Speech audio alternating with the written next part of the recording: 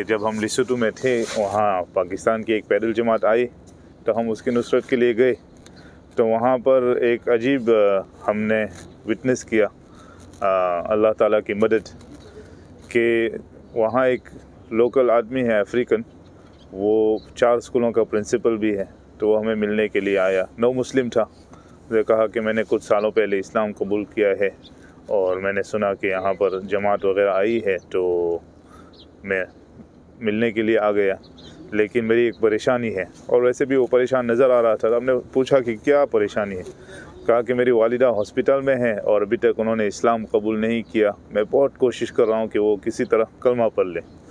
तो फिर साथियों ने उसको बिठाया, उसकी थोड़ी खिदमत इकराम किया, फिर उसको समझाया कि देखो अभी गश का वक्त होगा, तो आप अल्लाह ताला के रास्ते में आने की नीयत कर लें और हमारे साथ गश के अंदर जॉइंट हो जाओ। फिर उसी में दुआ करते रहो, इंशाअल्लाह अल्लाह ताला रास्ते खोलेंगे। तो वो आया गश में, फिर दूसरे दिन आया, फिर गश की, फिर उसने दुआएं की, नीयतें भी की। तीसरे दिन आया तो वो बहुत खुश था, थोड़ा गमगीन भी लग रहा था। तो हमने कहा कि क्या वजह है। तो उसने कहा कि कल रात जब मैं गया तो मेरी वालिदा ने मुझे हॉस्पिटल बुलाया और कहा कि कल रात मैंने ऐसा ख्वाब देखा कि ज़िंदगी में कभी ऐसा ख्वाब नहीं देखा। इतनी खूबसूरत जगह देखी कि मैंने ज़िंदगी में कभी नहीं देखी। तो वो जो चीज़ तू मुझे कहता रहता है कि मैं उसको बोलूँ, वो क्या है।